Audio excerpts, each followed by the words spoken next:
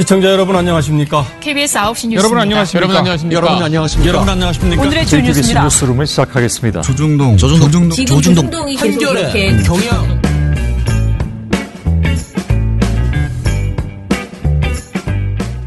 민원연의 미디어 탈곡기 402화를 시작하겠습니다. 네, 안녕하세요. 저는 민원연에서 사무처장을 맡고 있는 김원경입니다. 네, 모니터 팀장 이봉우입니다. 이정일입니다. 예, 어제 저희 순위가 부쩍 올라갔다는데요. 네. 순위가 올라가는 것에는 항상 이유가 없는 것 같습니다. 특별히 잘한 건 하나도 없거든요. 아니, 제 생각에는 새날에서 많이 와주신 것 같아요. 네, 그래서 많이 올랐지 않았나. 아, 그런가요? 네. 네, 그래서 뭔가 기대를 하고 저도 오늘 아침에 일찍 와가지고 저의 그 페이스북 사진도 막 바꾸고 제가 가지고 있는 이것저것을 다 바꾸려고 미디어 탈곡기로. 원래 제가 그렇게 그런 민망한 짓을 잘 안 하는데 그 우리 조성지 의원께서는 저의 미디어 탈곡기를 페이스북 카톡 프로필 사진으로 하고 계시다는데 남도 그렇게 하는데 내가 그렇게 안 해서 되겠나 싶어가지고 좀 바꾸려고 아침에 뭔가를 했습니다. 네. 자, 여러분들도 많이 홍보해 주시고요. 새롭게 들어오신 분들도 좀 제가 어제 방송을 좀 들어봤는데 앞으로 더 잘해야겠다 이런 아쉬움이 좀 있었어요. 이제 손님이 많아질 텐데 성의를 좀 더 보여야겠군. 그런 생각이 좀 들었습니다.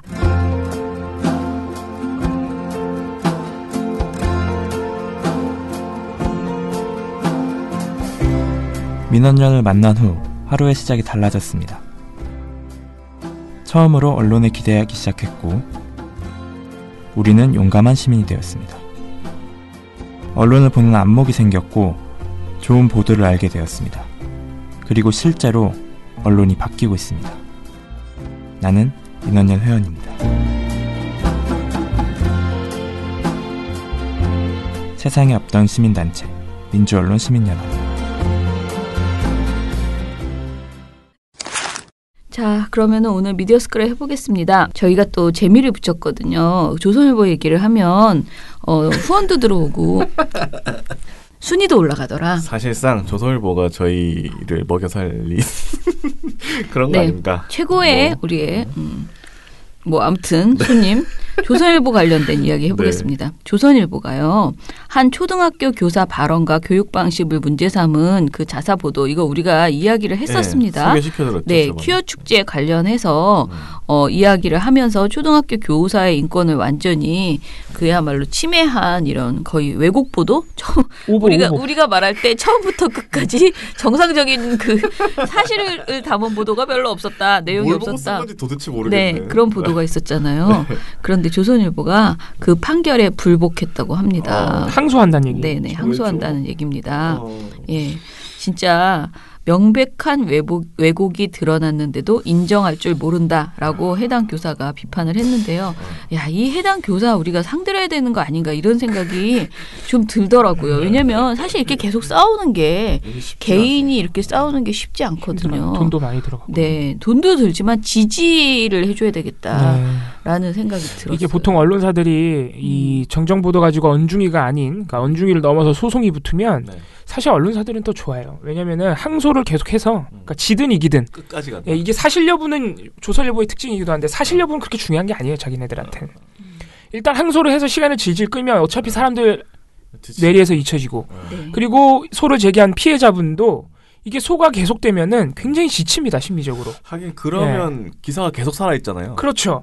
그 시간을 이용해서 계속 정정보도 안 내는 거예요. 그냥 그러고 지나가는 거죠. 그게 이제 언론사들의 이제 소송이 붙었을 때 수법이고 조선일보가 사실 이번 보도 같은 경우에도 이게 뭐 오보다 왜곡 보도라 이런 말로 사실 굉장히 묘사하기가 부족해요. 이게 뭐냐면 한 사람을 공격을 하잖아요. 약간 그렇게 공격하는 일배? 막 이런 느낌이 날 정도의 보도거든요. 이게 오보나 왜곡 보도 이런 걸 떠나서 매도하고 굉장히 비방하고 공격하는 매장하려는 이런 의도를 가진 보도란 말이에요. 그래서 이게 참 안타깝지만 끝까지 싸우셔가지고 반드시 정정보도 받아내셔야 됩니다. 예, 이제 중앙지법이 그 보도에 대해서 뭐라고 판단했었냐. 일부 학부모가 지난해 7월 수업 시간에 퀴어 축제 동영상을 보여준 뒤 학생들 사이에서 야, 너 게이냐 등의 말이 유행했다고 주장한 부분 이거 허위다라고 판단했고요. 학부모들은 최 교사가 평소 남자아이들에게 말 안 듣고 별난 것들은 죄다 남자라고 질책한 일을 문제 삼았다는 부분 이것도 허위다라고 판단했고요. 자신에 대해 비판이 나오자 남성을 비난한 트윗 1000여 건을 삭제했다는 부분 이것도 입증할 수 없다. 이 조선일보 이렇게 주장하는데 이건 근거가 없다라고 얘기했어요. 간담회에서 학부모 220여 명이 수업 중단을 요구했다는 부분 이것도 어떤 학부모가 쓴 글이다. 정리한 것이다라고 하면서 이게 이제 입증할 수 없다. 그 사실 객관적 사실이라고 판단할 수 없다라고 판단했어요. 아니, 기사를 진짜 뭘로 쓴 건지 진짜 인터넷 궁금하네. 블로그 카페 이런 거 갖고 긁어가지고? 와서 썼겠죠. 근데 실제로 그런 거 가져와 쓰는 경우가 너무 많아서 진짜. 그리고 제가 이 사건을 가지고 민원연이 관심을 가져줘야 된다고 생각하는 부분은 뭐냐면은 지난번에도 제가 말씀드렸지만 이렇게 열받아가지고 열심히 대응을 했더니 꼬작 꼴랑 400만 원을 배상하라. 라고 했고 7일 이내에 정정보도문과 그 지면에 이제 정정보도문을 게시하라고 했어요. 근데 이것도 지금 안 받아들이고 불복을 하고 이게 항소한다는 거잖아요. 지금 이게 400만 원? 우리는 이제 400만 원으로 그칠 수 없다. 진짜 우리가 같이 붙어서 이거는 정말 말도 안 되는 행동이다라는 얘기를 해야 되지 않을까 그런 생각이 들었습니다. 진짜 운동을 해줘야 될 판이죠. 네네. 네, 이게 조선일보가 뭐 사실관계 이런 게 중요한 게 아니라 아까 말씀드렸다시피 이 피해자를 지금 거의 짓밟으려는 그렇죠. 의도를 갖고 하는 거기 때문에 몇 년 걸릴지 어떻게 알아요? 그래서 정말 응원이 필요합니다. 일단은 최 교사는 자본이 있는 거대 언론사에서는 급할 게 없으니 항소할 것이라고 예상을 했다. 명백한 왜곡이 밝혀졌는데도 정직하게 인정할 줄 모르는 언론사를 상대로 얼마나 많은 힘없는 개인이 속수무책으로 고통을 감내해 왔겠느냐.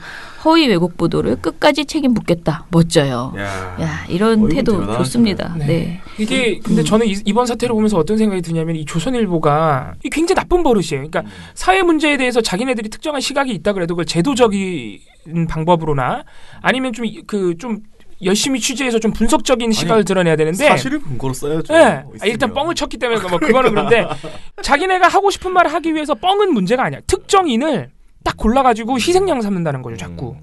이게 되게 굉장히 사실 저급한, 굉장히 위험한 행태거든요. 이렇게 하는 게. 예, 계속 그런 방식을 써요. 그러니까 이게 할 게 없는 거야. 그러니까 자기네들 시각이 워낙 별로 저급한 시각이다 보니까 사실 뭐 이렇게 보면 왜 말을 더듬어요? 욕이 나올 뻔해가지고 되게 저급한 시각이다 보니까 사실 그걸 입증할 수 있는 사실관계나 어떤 뚜렷한 논리가 없어요. 조선일보가. 그러고 보니까 저기 인천공항공사 그 사건도 맞아요. 뭐 채용 관련해서 뭐 비리가 있다. 이것도 마음대로 그냥 쓴 거잖아요. 자꾸 특정인을 이렇게 희생양 삼아서 할 말이 없다는 증거입니다. 뻥치고 특정인을 희생양 삼다는 게. 아무튼 간에 조선일보 진짜 잘못 건드렸어요. 그냥 400만 원 내고 정정보도 하는 게 낫다. 이거 이렇게 우리 이거 아니 물론 자기들 제 자존심이다 이거지. 버텨보겠다 이건데 누구가 더 정말 시민들한테 이거 많이 알려가지고요. 우리가 진짜 지지도 하고 이렇게 해야지 될 것 같습니다. 네. 자 그리고 또 하나 미디어 오늘 기사 전해드릴게요. 양진호 요즘 핫하죠. 아주 핫한 분이십니다. 위디스크의 양진호 그 갑질의 대명사가 돼버리신 분. 직원 이건 사실 갑질이라고 말하면 너무 약해. 그죠? 아무튼 범죄자죠. 직원 폭행과 엽기 행각 그리고 갑질로 아무튼 공분을 사고 있는 양진호 회장에 대해서 기사가 나왔는데요. 이분이 2011년 MBN 출범 직전에 10억 원을 투자한 사실이 확인됐다고 합니다. MBN에? 대단하다. 미디어 오늘이 입수한 계약서를 보면 MBN과 이지원 그러니까 위디스크가 있는 회사가 뭐 이지원인가 봐요. 계속 이지원이라고 얘기하더라고. 이지원 인터넷 서비스 이 두 회사가 지난 2011년 4월 신주 인수 투자 계약을 약정을 했고요. MBN이 종편 승인 이행을 위해서 이지원에 13만 3,334주를 배정하고 이지원은 주식 대금으로 10억 원을 납입하기로 했다고 합니다. 양측은 계약서에 본 계약은 개혁일로부터 효력이 발생한다. 어쩌고 저쩌고 이렇게 쓰면서 이 양 회장은 한국인터넷기술원 최대 주주로 지배력을 행사하고 있는 상태인데 이 이지원이 그렇게 이렇게 계약 이제 MBN에 투자를 했다. 10억 원을 납입을 했다라는 것이죠.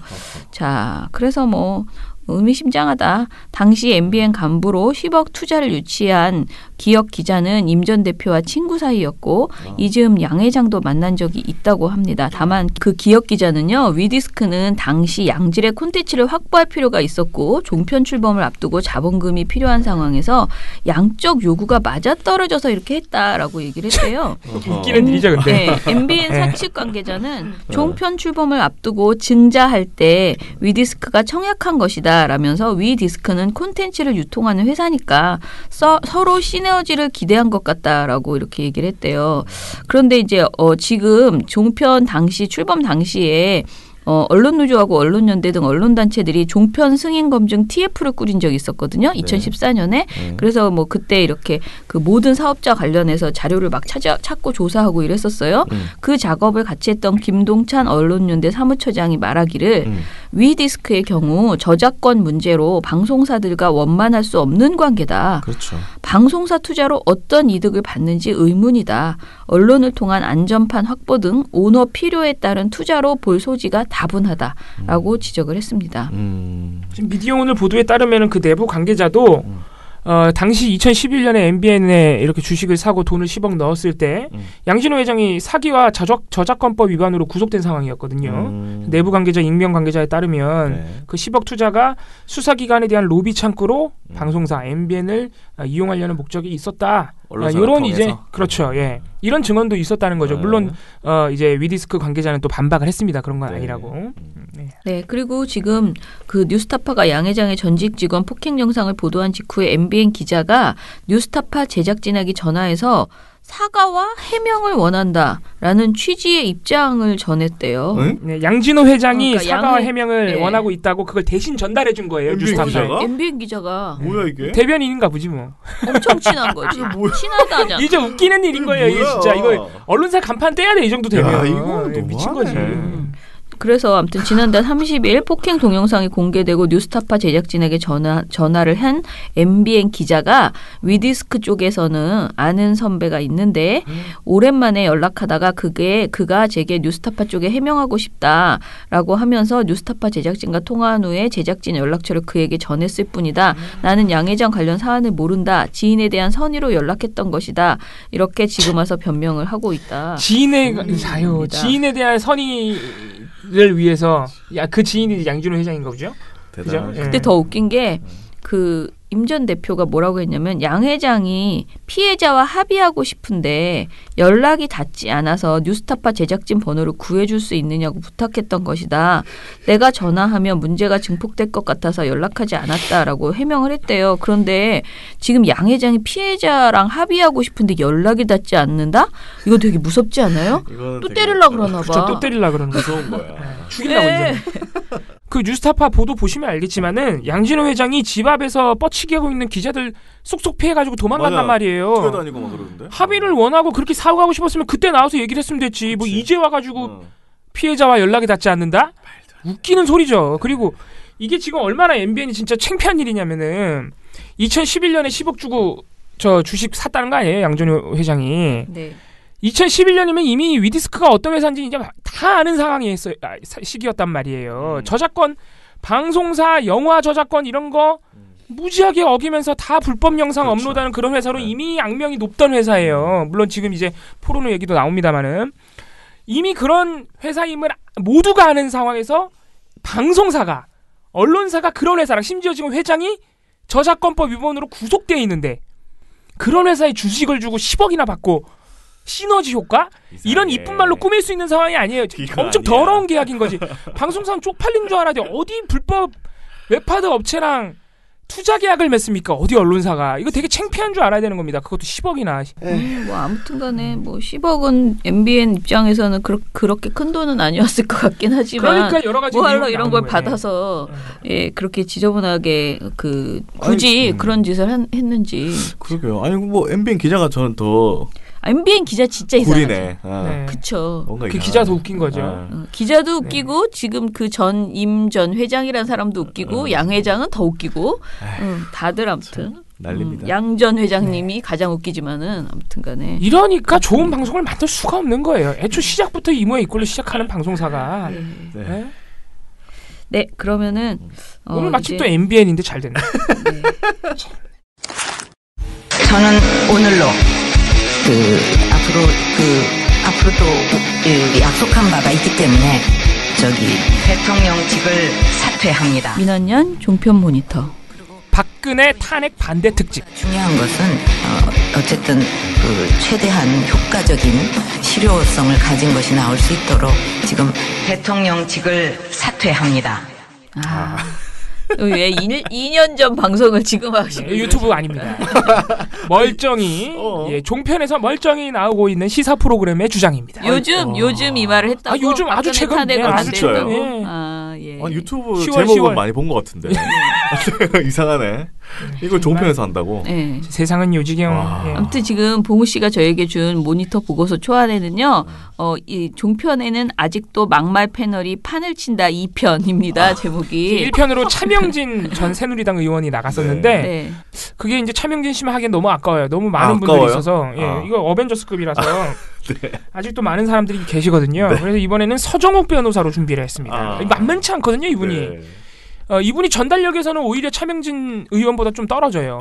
말을 알아듣기가 좀 더 어려워요. 어려워요. 이분보다 이제 난이도가 높아지면 김종래 씨 뭐 이렇게 넘어가야 돼요. 네. 어쨌든 간에 굉장히 알아듣기가 쉬운 분은 아니다. 그래서 역시 우리 종편 인턴 하시는 분이 굉장히 어려워하는 분 중에 한 분입니다. 네. 근데 이 분들이 지금 말씀하신 분들이 다 차명진 씨랑 같은 그 MBN 뉴스와이드에 나오는 거예요? 그분들이에요. 그 방송 하나에서 이렇게 그분 특집이에요. 사실 그분이 아니죠. 그 프로그램 특집이에요. MBN 뉴스와이드. 예. 아직 많이 남았어요. 거기 편 아마 7, 8명 나와요. 그러게 말입니다. 뉴스와이드 왜 그러는지. 그러니까 진행자는 전과는 좀 다르게 요즘 약간 차명진 씨에 대해서도 툭툭 뭐라고 이제 구박도 좀 하고 근데 약간 애교 섞인 구박이에요. 진심 어린 구박이라고 또 안 보여서는. 근데 최근에는 조금 수위가 높아지긴 했어요. 정재동전 앵커가 굉장히 짜증내고 그렇게 좀 하지 마세요. 막 그런. 물론 이게 전문용어로 갈궈요. 그러니까 제가 볼 때는 처장님 생각하시는 것처럼 또 많은 장면에서는 그냥 약간 웃어 넘기려는 의도도 보여요. 약간 애교로 이렇게 톡톡 치는 수준인데 지금 봉우 씨 생각은 약간 갈구는 장면도 있다. 그러니까 그런 느낌이 여전히 강하지만 저희 최근에 이제 MBN 보고 계신 저희 인턴의 판단은 이분이 이제 그게 누적돼가지고 굉장히 짜증이 많이 난 모양이다. 굉장히 그러니까 화가 난 티가 확 난다. 생방송 중에. 우리가 말한 사람은 송지연 앵커인데 송지연 앵커가 이제 KBS 출신이고 사실은 그래도 KBS 공영방송 출신인데 MBN에 가가지고 좀 잘할 거라고 생각했는데 사실 그동안 박근혜 정부 있을 때 사실 굉장히 편향적인 진행을 해왔어요. 그때는 이렇게 여야 그러니까 뭐 대표적인 차명진 씨 같은 사람과 또 뭐 다른 보수 쪽에 황태순, 이런 사람들 이런 사람들 얘기 나올 때 그렇게 많이 갈구지 않았어요. 전혀 갈구지 않았죠. 그냥 거의 들어주고 네네 했거든요. 근데 요즘은 약간 정권이 바뀌어서 그런지 어째서 그런지 아니면 MBN이 이제 좀 우리 이렇게 계속하면 안 된다라고 해서 그런지 아니면 저희가 계속 MBN을 두드려 패서 그건 뭐 모르지. 근데 아무튼 앵커가 예전에 비해서는 패널에 대해서 그런 어떤 호불호의 그 모습을 드러내고 있다라는 것이에요. 그런데 그럼 뭐합니까? 패널을 바꿔야지. 그러니까 출연을 안 시키면 되는데 그렇게 짜증이 나면. 패널을 바꿔야 되는데 괜히 데리고 나와가지고 계속 갈구면 사실 그게 더 나쁜 방송 아니에요? 왜냐하면은 어떤 사람이든지 간에 보수 패널이라 하더라도 방송에 나와서 사실은 그렇게 뭔가 딸을 당하는 건 전 좋지 않다고 생각해요. 무슨 말을 하는데 그렇게 막 묵살하고 무시하고 이러면 안 좋죠. 그러니까 애초에 안 나오는 게 제일 좋아요. 그런 분들은 그냥 조용히 네 그리고 섭외를 안 하는 게 가장 좋은데 대부분 그렇게 하는데 그런데 지금 방송에서는 MBN은 다 출연시켜. 옛날 어벤져스 다 나와. 그런 다음에 그냥 막 그야말로 어떻게 보면은 굉장히 이제 우스꽝스럽게 그렇게 구박도 하고 갈구기도 하고 이러면서 방송이 진행된다는 거죠. 자, 그러면은 대표적으로 누구누구가 있는지 무슨 내용인지 얘기해 보시죠. 오늘은 서정욱 변호사를 준비한 거고요. 도떼기 시장 방송에 큰 지분을 차지하는 세 사람이 네. 있습니다. 송지연 앵커, 네. 송지연 앵커는 진행자니까 빼주죠. 네. 차명진 씨, 서정욱 씨 이 두 사람이 사실 이 도떼기 시장 방송에 그래요? 지분이 상당히 커요. 왜냐하면 두 분이 일단 목소리가 커. 목소리가 크고 굉장히 알아듣기 힘든 발음과 네. 이런 대표적인 인사입니다. 네. 역시 MBN 뉴스와이드에서 주로 활약하시기 때문에 오늘 황당 발언들이 거의 대부분 MBN 뉴스와이드인데 서정욱 변호사가 근데 TV조선에서도 굉장히 많이 나와요. 그죠? 그래서 이분이 이제 옛날에 많이 활약하던 그 막말 패널의 대표주자 네. 방송사 가리지 않고 등장하던 뭐 민영삼 씨, 아이고. 뭐 황태순 씨 이런 사람의 후예라고 보시면 돼요. 지금 상황에서 굉장히 많이 나와서 오늘 사실 특집 이름에 해당하는 네. 박근혜 탄핵 반대 선언은 네. TV조선에서 나온 거라서 그래? 그건 제일 나중에 소개해드릴게요. 예. 일단 MBN 뉴스와이드에서는 저희가 도저히 넘어갈 수 없는 발언만 고르고 있어요. 왜냐하면 아까 말씀드렸다시피 앵커가 굉장히 재질을 많이 하고 네. 이게 패널이 8명이나 되니까 최소한 좀 정상적인 사람, 야권 패널 뭐 이런 사람이 최소 3-4명은 돼요. 그러니까 반박이 잘 된단 말이죠. 그래요? 근데 반박이 되건 말건 이거 너무 황당해서 넘어갈 수 없는 것만 저희가 고르고 골랐는데도 보고서가 6장이야. 네. 예. 아무튼 간에 첫 번째는 이게 이제 MBN 뉴스와이드가 저희가 이제 10월 한 10일부터 10월 말까지 정도를 꾸준히 보면서 이 막말들을 취합을 한 건데 네. 이 기간이 어떤 기간입니까? 국정감사 기간이죠. 그래가지고 사립 유치원 비리 얘기가 굉장히 많이 나왔어요. 근데 이 서정욱 변호사는 진짜 놀라울 정도로 진짜 이래도 되나 싶을 정도로 한유총을 대변합니다. 네, 진짜 정말 황당할 정도예요. 그래요? 아니 방송에서 저래도 돼? 이럴 정도로 황당 발언들이 많이 튀어나오는데 한국 유치원 총연합회죠. 10월 25일 날 MBN 뉴스와이드에서 또 이 문제를 다뤘습니다. 왜냐하면 25일이 조금 중요한 날인 게 이날 이제 정부가 너무 비판이 심해지니까 사립 유치원 대책을 발표했어요. 이게 뭐냐면 이제 국공립 유치원 수를 500개에서 국공립 유치원 수의 학급 수를 기존 500개에서 1000개로 늘리고 2020년까지 모든 유치원에 에듀파인 이게 뭐냐면 이제 국공립 학교에 적용되는 국가 회계 시스템이에요. 이거를 도입하겠다. 요게 이제 골자입니다. 네. 요때 제가 아까 말씀드린 그게 나온 거예요. 한유총이. 그거 받아들일 테니까 건물 임대료를 내달라고. 네. 근데 건물 임대료를 정부가 내주는 거는 현행법상 불법입니다. 예. 아무튼간에 그런 황당한 이제 일이 터졌던 날인데 이날 이거를 서정욱 씨가 논평을 하면서 뭐라 그러느냐.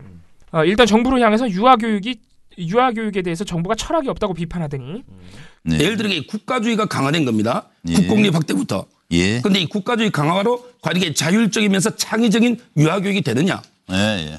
저는요 항상 이게 법대로 지원금 있죠. 이걸 이렇게 바우처로 주면 딴 데 못 쓰잖아요. 이렇게 바우처로 지원금을 학부모한테 줘서 학부모에게 모든 걸 자율적으로 선택하게 시장 자율에 맡기면 그럼 이게 잘 되는 유치원은 흥하고 또 이게 잘못하는 유치원은 망하고 이런 식으로 이게 시장 자율에 맡기고 그게 창의적인 질 높은 교육이 되지. 공무원만 잔뜩 늘려서 국공립이 40% 100% 하면 이게 유치원이 획일적인 교육으로 이게 정상적인 교육질이 높아지겠느냐 말이에요. 그동안에 잘 하라고 믿고 준 거 아니에요. 비리하고 그거 무슨 상관이에요? 네, 이게 진짜 그러니까 우리 인턴이 말을 알아듣기 어려운 거예요. 무슨 상관이 뭔 소리야? 일단은 지금 국공립 유치원만 겁나 많아지면 된다는 거예요? 그렇게 하라는 거예요, 이 사람은. 아니 비리가 그게 사립 유치원이 많아서 네. 그런 건데. 그러니까 이분이 지금 상황 판단이 제대로 안 되시는 것 같은데. 아무튼간에 이게 뭐 어디서부터 반박해야 될지 모르겠는데, 그러니까 이 사람은 지금 국공립 유치원 확대를 국가주의라고 본 거예요. 굉장히 놀라운 논리인데 하나 지표를 좀 말씀드릴게요. 2018년 OECD 교육 지표에 따르면은 국공립 시설에 교육받는 유아들의 비율, 그러니까 국공립 유치원에 입학하는 원아이의 비율은 OECD 평균 67%인데 우리나라는 21%밖에 안 돼요. 아이고. 국공립의 비중이 OECD의 3분의 1도 안 된다는 거예요. 저는 이런 거 나올 때마다 우리나라는 OECD 에 가입되면 안 된다고 봅니다. 예. 그러면은 서정욱 씨 주장에 따르면 OECD 선진국의 대부분은 이미 국가주의 국가예요. 그러네요. 그죠? 우리나라 21%밖에 안 돼가지고 그거 한 2배로 늘려. 두 배로 늘려도 OECD 평균이 안 돼요 지금. 3배를 늘려야지 평균에 고작 도달하는 건데 그거 한 2배 늘린다 그랬더니 국가주의래. 그럼 뭐야? 지금 OECD 대부분의 국가들은 초국가주의인가 보지 아주 그냥. 완전 공산주의인가 보지. 그러니까 이분이 현실을 되게 모르고 막 말하는 거예요. 진짜 그냥 머릿속에 떠오르는 대로. 네. 그리고 지금 아까 이정희 PD가 말씀하셨지만은 사립유치원에 비리가 너무 많아서 그럼 사립유치원을 조금 줄이고 국공립을 늘리자는 건데 그거 가지고 갑자기 그러면 안 돼 이래버리면 뭐 어쩌자는 거야? 비리를 그냥 놔주자는 거예요? 그럼 말도 안 되는 소리를 하고 있는 거죠. 그리고 또 하나 국공립 유치원을 늘리면 공무원이 늘어나서 획일적인 교육이 된다? 아니 그럼 OECD 대부분의 국가는 다 획일적인 교육을 하고 있나? 그러니까 이런 말도 안 되는 주장을 이거는 공무원들이 명예훼손으로 소호 걸어야 돼요. 네. 국공립 유치원이라고 해서 공무원들이 애들 가르치는 거 아니에요. 그러니까 그것도 잘 모르는 것 같아 내가 볼 때는. 국공립 유치원이 늘어나면요. 유치원 선생님들은 똑같이 채용하는 거예요. 근데 좀 더 채용의 질이 높아지는 거죠. 공무원들이 애들 가르치는 거 아니라고요. 그러니까 이분이 서정희 변호사 총체적으로 뭘 모르고 그냥 대뜸 한유총을 대변하기 이게 지금 한유총의 주장이랑 똑같거든요. 그거를 대변하기 위해서 얼토당토한 얘기를 하고 있다. 그런 첫 번째 발언이었고요. 두 번째 발언, 이것도 사립유치원에 대해서 얘기를 하다가 나온 건데 이건 너무 노골적으로 한유총을 대변해가지고 정말 방송 보면 황당한데 10월 18일 방송에서 이렇게 주장했습니다. 유치원에게 수익 사업이 아니다 했잖아요. 그럼 이게 유치원이 자선 사업입니까? 자선 사업하려고 이게 자기 돈 투자해서 유치원 하는 겁니까? 교육 사업이죠. 교육 사업. 그래서 저는요. 일단 이게 앞부분 질문에 보면 물론 이게 일부 유치원은 비판받아 마땅하지만 전체 유치원 집단을 비리 집단으로 이렇게 매도해서는 안 돼요. 왜냐하면 이게 사립 유치원은요. 어떻게 보면 이게 저렴한 국립, 공립을 한 명당 한 100만 원 듭니다. 사립을 이게 22만 원 지원해주면 거의 70% 이상의 교육을 책임지고 있는 기관이에요. 아, 그렇죠. 아주 고마운 훌륭한 분들입니다. 이런 분들에게 전체를 다 비리로 매도해서는 안 된다. 이걸 말씀드리고요. 근데 91%라는 수치에 대해서는 어떻게 생각하세요? 그거는요. 예를 들어 국민의 거의 100% 가까이가 법을 어기면 법을 바꿔야죠. 어떻게 국민을 바꿉니까? 그건 좀 이따 말씀드리고 지금 이게 현행법의 유치원은 4개를 못해요. 바로 이게 매매를 못해요. 그다음에 폐원을 못해요. 그다음에 경영의 자율성이 전혀 없어요. 질 높은 교육을 해서 뭐 투자라든지 이걸 이게 전혀 못해요. 회계 기준에. 그다음에 이익을 10원도 못 가져가요. 왜냐하면 이게 비영리입니다. 예를 들어 이게 설립자가 원장을 하거나 운전기사라도 하면 이게 돈을 월급 받지 이익은 이게 0원도 못 가져갑니다. 그럼 이게 개인 돈을 투자해서 몇십억을 유치원 차린 게 유치원이 국가에서 뺏어간 거랑 똑같은 거예요.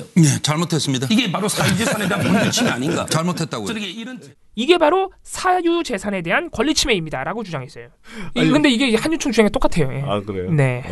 일단 첫 번째로 이거 5번계 폐원 가능합니다. 폐원은 교육청한테 인가 받으면 신고하고 신고하고 인가 받으면 폐원할 수 있어요. 지금 하고 있는 데도 있잖아요. 네. 그런 상황이고 이게 굉장히 웃긴 얘기인 게 유치원은 자선 사업 아니죠. 누가 자선 사업이라 그랬어요? 그러니까.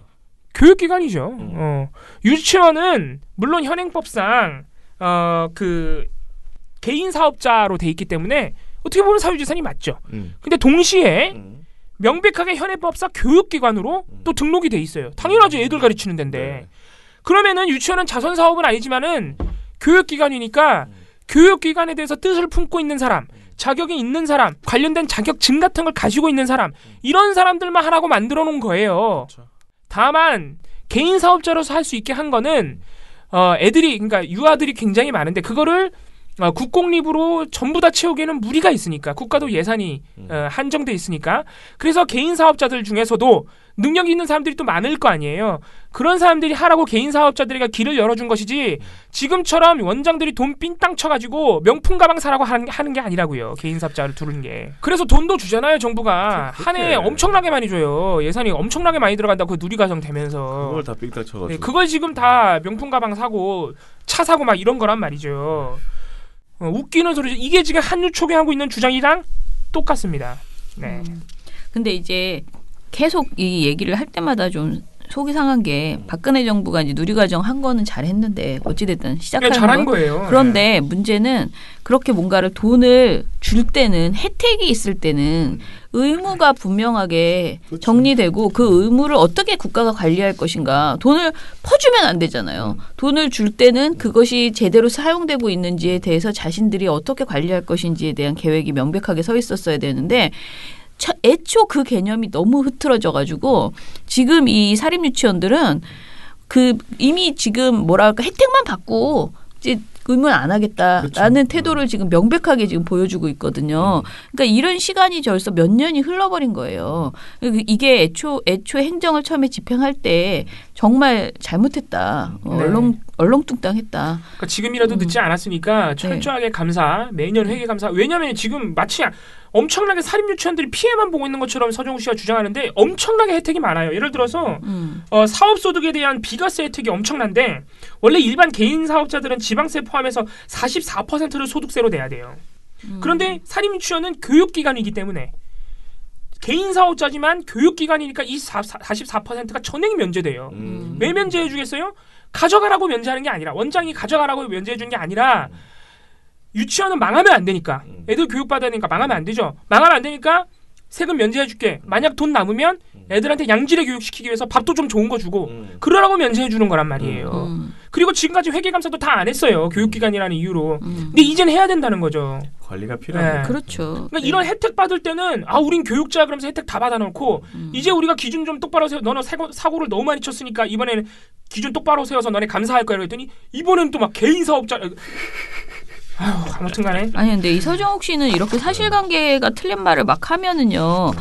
사실 여기서 그러면 반박이 제대로 되나요? 방송에서? 이렇게 반박이 돼서 왜냐면 이게 그대로 사람들한테 사실인 것처럼 전해지면 안 되는 거잖아요. 그렇죠. 방송을 통해서. 근데 지금 맞는 말이 하나도 없어. 얘기 들어보면. 다 사실관계. 그래서 네. 아니 어떻게 이렇게 방송에 나와서 허위 정보를 이 가짜 뉴스를 이렇게 퍼나르고 있지? 아니 진짜 뭐지? 네임스포에다가 한유총 대변인 써놔도 진짜 손색이 없을 정도예요. 그러네. 진짜. 네. 차라리 진짜 한유총에서 나오셨습니다 하면 그 사람 떠드는 거는 접고 저 사람 또 햇소리 하고 있네 이렇게 볼 텐데 서정욱 씨는 패널이잖아요. 심지어 변호사라고 네임스포 달고 나와가지고 말이죠. 그러니까요. 아직 끝나지 않았어요. 네. 저희가 되게 심한 것만 뽑은 거라서 이미 많이 날린 거예요, 되게. 네. 그래요? 10월 30일 방송에서 역시 사립유치원 비리에 대해서 다루다가 서정우 씨가 뭐라 그랬냐면은 이날은 어떤 계획이 정부에서 발표됐냐면은 아까 이것도 제가 말씀드린 것 같은데 이제 사립유치원도 더 이상 봐주지 않겠다. 세금 탈루에 대한 의혹이 신고가 접수되거나 아니면 발견하게 되면 공정거래위원회와 국세청에 조사를 의뢰하겠다. 네. 근데 이거는 통상적인 개인 사업자, 그렇죠. 공공기관들에 대해서 다 이렇게 해요. 그렇죠. 근데 이제 교육기관이라고 그동안 봐줬는데 이제는 안 봐주겠다 이거예요. 정부가 조사를 명령하겠다는 것도 아니고 조사를 의뢰하겠다. 다 그렇게 합니다. 그랬더니 서정욱 변호사가 뭐라 그랬느냐. 오늘 이게 말 안 듣고 평온하면 공정위를 동원하고 국세청을 동원한다 했잖아요. 예. 그럼 이게 국세청이 이런 데 동원하는 기관입니까? 예. 이게 직권남용 아닙니까? 예. 항상 국세청은 국세 목적으로 가는 거지 어떤 게 다른 목적을 위해서 국세청을 동원하는 거는 그렇게 직권남용입니다. 이런 게 전형적인. 예. 따라서 저는 이런 것보다는 대화와 타협으로 조금씩 양보해서 풀어나가는 게 맞지 않나 이래 봅니다. 국세청은 이런 일을 하는 데가 맞아요. 맞는데. 네, 맞고요. 국세청이 이런 목적을 하기 위해서 이런 목적으로 설립된 기관이 맞고 다른 목적을 위해서 정부가 국세청을 동원했다고 말씀하셨는데 다른 목적이 아니라 다른 목적이 뭐예요? 세금 그런 걸 말을 안 해요. 그러니까 그게 뭔지 세금 모르겠고. 탈루가 의심되면 신고하겠다고 말을 했잖아요. 다른 목적이 어디 있어요? 세금 탈루 그러니까. 잡겠다는데 웃기는 얘기예요. 그리고 그러더니 갑자기 하는 말이 대화와 타협으로 해결하자. 무슨 그만 이러는 거야 지금. 그러니까 제가 말하는 겁니다. 한유총 대변인과 다를 바가 없어요 지금. 진짜 이건 좀 심각하네. 네, 아무튼 이 사립 유치원 비리와 관련해서 MBN이 제작진들도 이런 식으로 방송하면 자기네들한테 득이 될 게 하나도 없을 텐데. 그러게요. 도대체 이런 패널을 왜 계속 출연시키냐. 그냥 황당한 겁니다. 자, 이제 마지막인데요. 오늘 특집의 이름인 박근혜 탄핵 반대. 이 발언은 TV조선에서 나왔습니다. 아이고. TV조선 이것이 정치다 10월 31일 방송. 아까도 궁금해하셨지만 이 얘기가 갑자기 왜 나왔나 궁금하시죠? 왜냐면은 10월 31일 날 자유한국당에서 어떤 일이 있었냐면은 이제 홍문종 이런 사람들 있잖아요. 친박. 네. 이분들이 이제 아직도 친박인데 비대위원들하고 회의를 하다가 어떤 말씀하셨냐면은 박근혜 전 대통령 탄핵에 대해서 우리가 입장을 다시 밝혀야 된다. 탄핵에 이제 정당성에 문제가 있는 만큼 탄핵에 찬성하면서 당을 나갔다가 다시 돌아온 사람들 반성하고 공개 사과해야 한다. 이런 얘기를 했어요. 탄핵에 정당성에 문제가 있다고요? 그분들이 볼 땐 그렇잖아요. 지금도 그렇게 주장하잖아요. 그래서 이제 비대위원들이 이제 좀 당황해가지고 지금은 그럴 시기가 아니다. 이제 이러면서 이제 약간 설전이 있었던 거죠. 이게 이제 요걸 다루다가 이것이 정치다가 이걸 다루다가 이제 서정욱 씨의 어떤 예상하지 못한 폭탄 선언이 나온 거죠. 본심이 나오는 건가? 네. 뭔가 이게 어떤 보수 단일 대우, 뭔가 이게 대통합을 위해서는 저는 이게 치열하게 탄핵의 정당성에 대해서 또 이게 적법성에 대해서 한번 토론해 볼 가치가 있다. 이렇게 보고요. 예를 들어 법적으로는 헌재가 최종심이기 때문에 그런 재심은 안 되지만 저는 이게 또 정치적 재판도 있고 또 이게 더 나아가면 역사의 재판도 있는 거예요. 따라서 이게 제 개인적인 생각은 저는 과거부터 이게 탄핵을 반대했지만 지금 보면 이게 탄핵 사유 중에 K재단, 미르재단이 뇌물 부분이 다 무혐의가 났고 또 이게 그 정호성, 공무상 비밀 누설도 대부분은 무혐의가 났고 몇 개 정도 되게 크게 공익에 중대하게 바라는 비밀이 없었거든요. 그렇다면 이게 과연 탄핵이 정당한 사유로 됐는지 또 이게 절차는 적법했는지 이 부분에 대해서 이게 치열한 토론을 해서 과거에는 탄핵을 찬성했다 하더라도 지금 와서 이게 판결을 모든 형사 판결을 보니까 이제는 잘못했다. 이런 분도 나올 수 있는 거 아닙니까? 따라서 이게 뭔가 저는 치열한 대토론을 통해서 이걸 정리해야만 단일적으로 갈 수 있다. 이래 봅니다. 이분은 자유한국당의 가시면 되겠죠? 다음 총선에 나가지 않을까? 아니 탄핵을 반대한다는 그 개인적 생각이야 집에서 마음대로 하셔도 되는데 지금 여기서도 거짓말이 너무 많아가지고 이게 되게 황당한 거예요 사실은. 마치 지금 박근혜 씨 재판에 대해서 뇌물과 여타 공무상 비밀 누설에 관련해서 거의 다 무혐의가 난 것처럼 이분이 주장했죠. 이분 거의 헌재 판결을 부정하는 듯한 그런 헌재의 그 판결뿐만 아니고 현재 진행 중인 박근혜 재판까지 다 왜곡했어요. 이거 다 뻥이에요.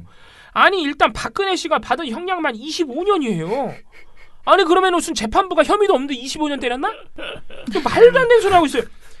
뇌물 혐의가 다 무혐의가 났다고 주장했는데 지금 뇌물 혐의가 한두 개가 아니에요. 유죄 판결 난 게 예를 들어서 삼성의 최순실 씨 일딸 정유라에 대한 승마 지원과 관련해 재판부는 삼성으로부터 받은 말 3마리 구입 비용 36억 5천만 원과 코어 스포츠 지원금 36억 원을 뇌물로 판단했습니다.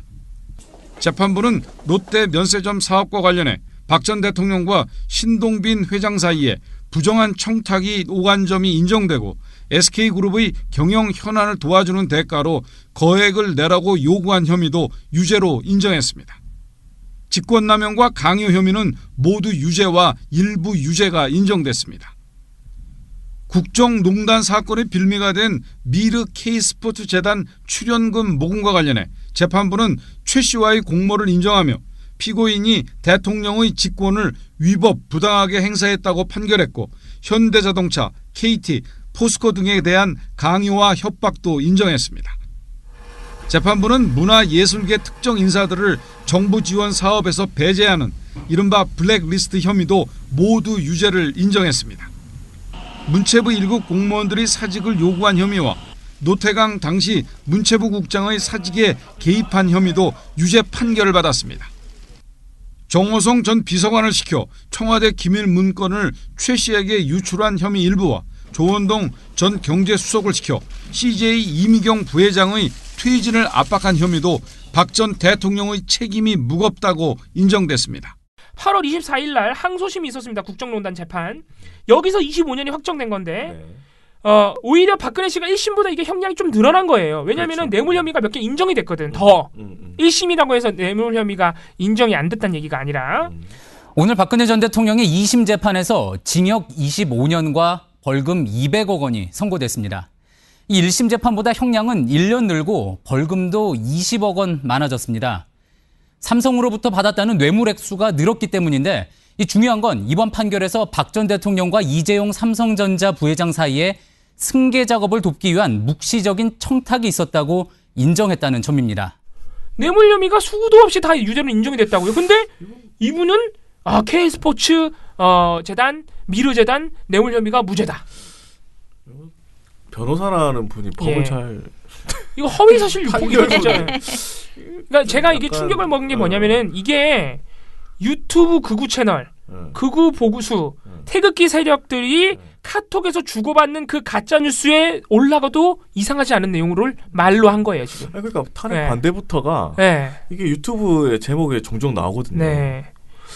웃기는 일이죠. TV조선 진짜 반성해야 돼요. 이런 사람 못 나오게 해야죠. 태극기 방송인 거죠. 입증하고 있어요. TV조선이 스스로. 최근에 강용석 유튜브도 주구장창 보여주더니 유튜브로 내려갈 건가 봐 진짜. 그러면 종편에서 내려가시든가. 뭐 가야 될 때가 같기도 하고. 아무튼 간에 이렇게 탄핵 반대를 외치면서 재판 결과까지 왜곡하고 마치 탄핵의 적법성과 정당성에 문제가 있는 것처럼 주장하는 것은 태극기 세력들이나 하는 짓입니다. 이분은 일단 변호사라는 직함을 달고서 이렇게 법과 관련된 부분들을 허위 사실을 너무 많이 유포하고요. 어떻게 보면 차명진 씨는 그 굉장히 정치적으로 첨예한 이슈에 대해서 노골적으로 자유한국당 또는 이제 극우 보수 세력의 입장을 표명한다 이런 식으로 우리가 단도리 할 수 있지만 이분은 지금 뭐예요? 한유총 같은 지극히 개인 사업자들. 그러게요. 아주 사적인 이익을 대변하고 있어요. 이분이 지금. 이분 거기랑 뭐 관련이 있나?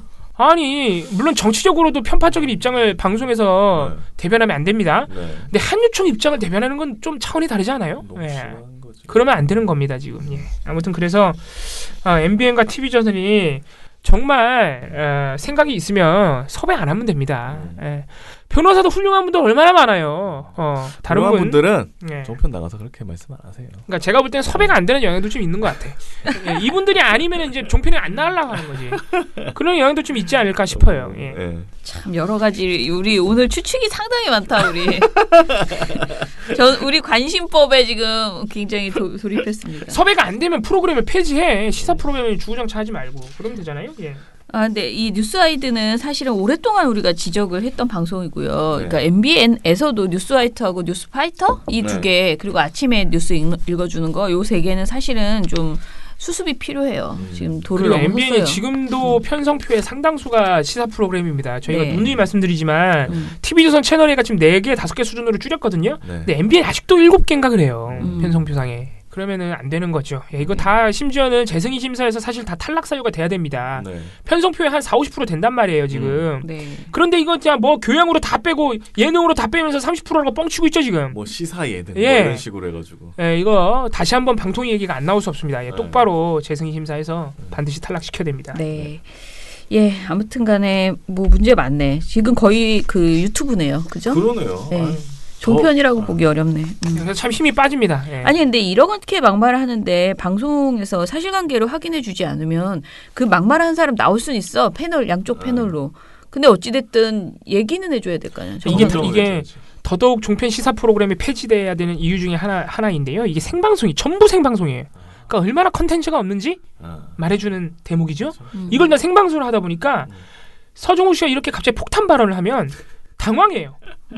다른 사람들도 준비가 안 돼 있다고요. 다른 패널도. 그러니까 반박이 이루어져도 이 세세한 사실관계 저희처럼 발언을 검토해서 사실관계를 다 찾아보는 식으로 반박이 이루어지지 않아요. 진행자도 그렇게 못한다. 그냥 넘어간다고요. 그냥 막 하는 거예요. 그래서 저희가 막말 패널이라 그런다고요. 막말 패널이구나. 막말 패널이 아니고. 나오는 대로 막 그냥. 그동안 우리는 막말인 줄 알았는데 막말 패널이었습니다. 그러니까 진짜 시사 프로그램 살리고 싶으면 뉴스처럼 제대로 보도하면서 거기다 패널들 멀쩡한 사람들 분석 붙여가지고 편집 똑바로 하셔가지고 허위사실 다 잘라내서 하든가. 전부 이렇게 편성표상에 있는 4-5개가 전부 생방송이면 뭐 어쩌라는 거예요. 웃기는 짓이죠. 그러니까. 자, 그러면은 아무튼간에 종편 그 MBN 요거 거의 시방위감인데 우리가 이번 주에 시방위 안건으로 상정을 안 해요. 저희가 지금 동영상 활동가가 없는 관계로 좀 아무튼간에 이번 주 그러니까 오늘 저녁이네요. 오늘 저녁에 시방위 안건을 올려야 되는데 이번 주는 쉽니다. 쉬기로 했어요. 그런데 걱정 마세요. 다음 주에 올리면 돼요. 근데 요것은 이미 시민은 넣어야 되겠네요. 시민은 제가 넣겠습니다. 명백한 객관성 위반이기 때문에 이걸 뭐 넣을 것 같습니까? 이거는 정말 이게 이렇게 뭐라 그러지? 그 사람들도 방송심의위원들도 정치적인 거 아니고요. 이렇게 명백하게 잘못한 것에 대해서는 좀 발끈한다고 저는 생각하거든요. TV조선에 이제 탄핵 반대 이거 나왔는데.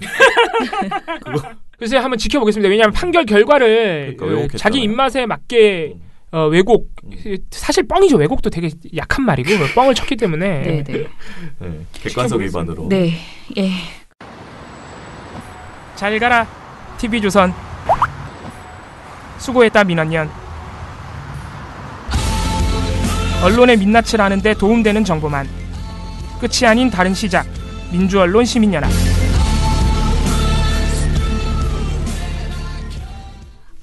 제가 페이스북에 오늘 사진 바꿨다고 했잖아요. 네. 그랬더니 거기에 어떤 분이 댓글을 지금 달아주신 걸 제가 봤어요. 송희태 님이시라고 사실 이 노래하시는 분이시거든요. 근데 이분이 뭐라고 썼냐면 매일 열심히 듣고 있습니다. 처장님의 조선일보 대해부와 BW님의 찰진 분노에 즐겁게 듣고 있습니다. 팟캐를 파케를 버리지 말아주세요. 오늘도 탈탈탈 하셨습니다. 이게 왜 이렇게 썼냐면 그 위에 또 다른 분이 요즘 대세인 유튜브로 전환하세요라고 써주셨거든요. 그래서 내가 이제 그것도 고민 중이긴 합니다라고 했더니 이제 파케를 버리지 말아주세요. 이렇게 송혜태님이 보내셨네요. 미련곰태님 어제도 잘 들었습니다. 정말 중앙일보는 일본 신문인가 하는 놀라움이 있었습니다. 동아일보도 77년 징용의 한이라고 하면서 지극히 정상적인 제목인데 중앙일보 참 어제 이 부분 들을 때 일본 방송을 한국말로 번역한 줄 알았네요. 한편 조선일보는 체르노빌처럼 당해봐야 탄핵을 철수할 수 있는 것인지 도대체 무섭습니다라고 하셨어요. 네, 그리고 그 미련곰탱님께서 커피를 보내주셨어요. 더치커피를 부산 그 유명한 집에 더치커피를. 아유 참 감사합니다. 네, 참 감사합니다. 이 그렇게 썩 여유가 있지 않으신 걸로 저희가 알고 있는데 이걸 그래서 또 아침에 이렇게. 또 전화를 주셨더라고요. 커피 오늘 갈 거니까 맛있게 다들 드셨으면 좋겠다라고 하셔서 제 책상 앞에 고기에다 놨으니 드시기 바랍니다. 네, 레이니치세님. 네. 방송 잘 들었습니다. 어제 뉴스에서 일본 변호사 지식인 100명이 아베 총리의 말은 잘못되었으며 한국 대법원의 개인의 청구권 보장은 옳은 것이다라고 선언했다. 일본에는 이렇게 정상적인 지식인들이 있습니다. 네. 중앙일보를 일본 언론이라고 말하는 것은 일본에 대해서도 수치일 수 있다고 말씀하셨네요. 네. 예.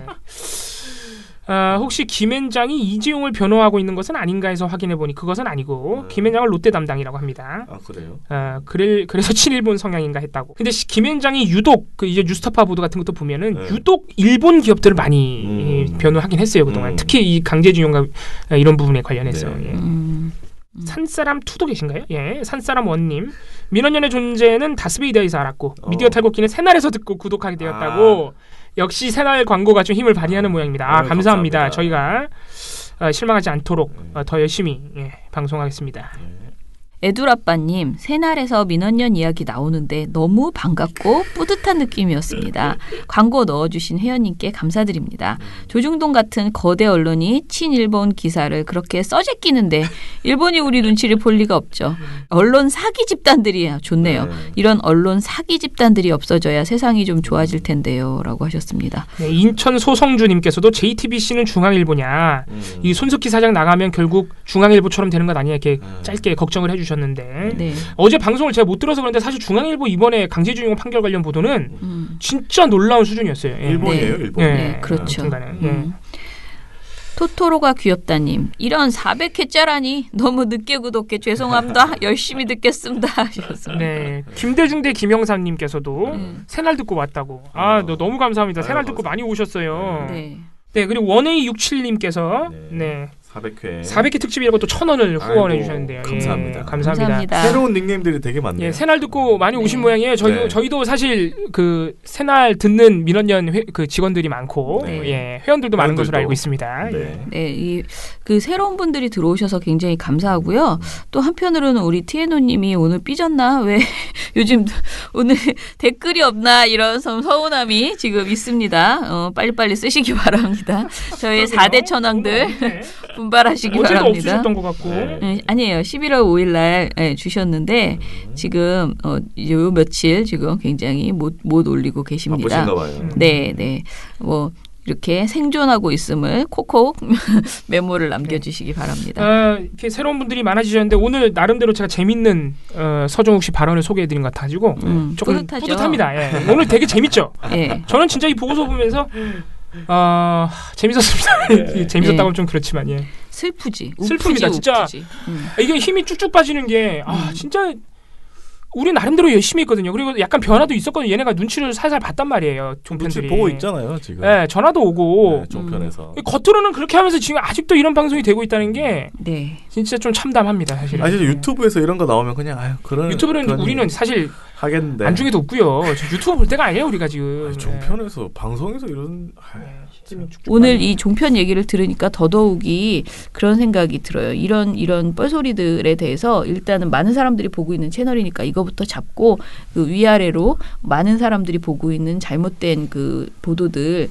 내용들에 대해서 우리가 좀 빨리 개입해서 소통할 수 있는 창구를 열어야겠다라는 생각이 듭니다. 예, 그러면은 민원연 미디어 탈곡기 내일은요 시방이 결과, 안건은 없지만 결과하고요. 또 다른 종편 이야기들 좀 있는지 털어보도록 하겠습니다.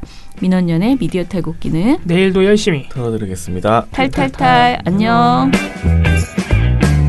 네, 오늘 뉴스데스크 마치겠습니다. 청년에게 꿈과 희망을 채널 A가 함께합니다. KBS 9시 뉴스 오늘 순서 모두 마치겠습니다. SBS는 앞으로도 내일 끝까지 뵙겠습니다. 파이팅하겠습니다. 오늘 8시 뉴스 모두 여기서 마치겠습니다. 시청해주셔서 고맙습니다. 뉴스팔 여기서 마치겠습니다. 저희들은 내일도 최선을 다하겠습니다. 여러분 고맙습니다. 탈탈탈. 안녕.